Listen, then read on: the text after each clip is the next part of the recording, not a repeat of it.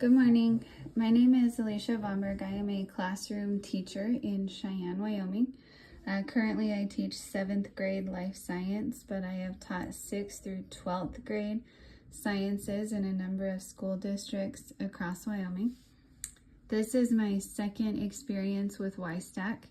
Last year, I focused on the coronavirus pandemic and the implications of the pandemic in education, specifically how the shift from a traditional in-person educational experience and a change to a virtual or hybrid learning experience, what that did to our students, both physically and mentally, and how it impacted their educational success.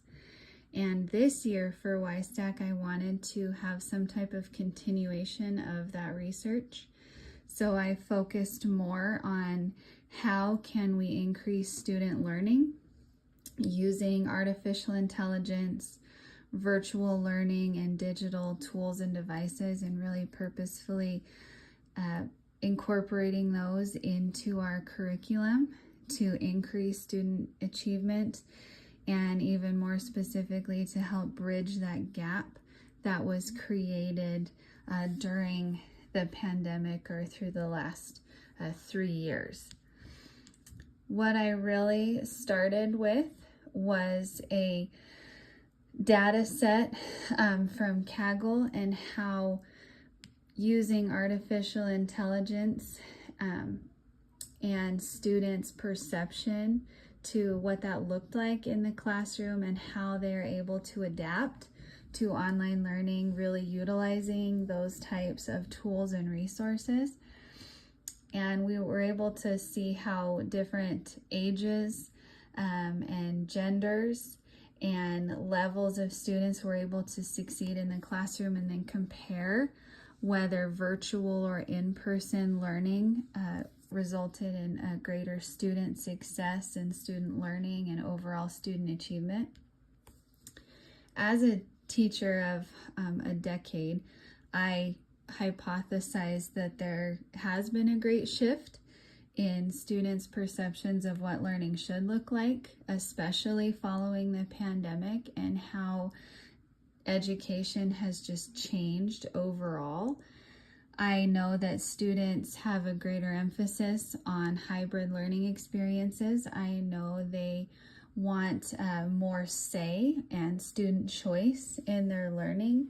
So I really focused on saying that students do have a greater need or desire to learn through a hybrid experience, and that they really do want to utilize AI and other virtual tools more frequently. Specifically, the data points I looked at were student location, whether they were in an urban or more rural setting, and whether the students took part in in-person or virtual learning experiences during the pandemic, and then if digital tools and devices had been purposefully incorporated after their return to a more traditional or normalized educational setting. I didn't just look at one data set with the students' adaptability in online education and utilizing AI. I looked at a number of data sets, but then additionally I looked at other scientific articles and surveys, really to show more of an idea if students were truly interested in choosing how they learned, if they really had a need or a desire to choose the tools and devices or the types of AI they were using in their education.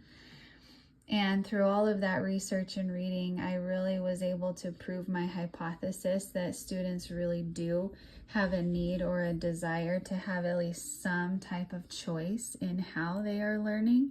And if they have a choice, if they have different devices, tools, or even methods of learning available to them, there is a greater student buy-in, and that directly increases student engagement and then their overall achievement.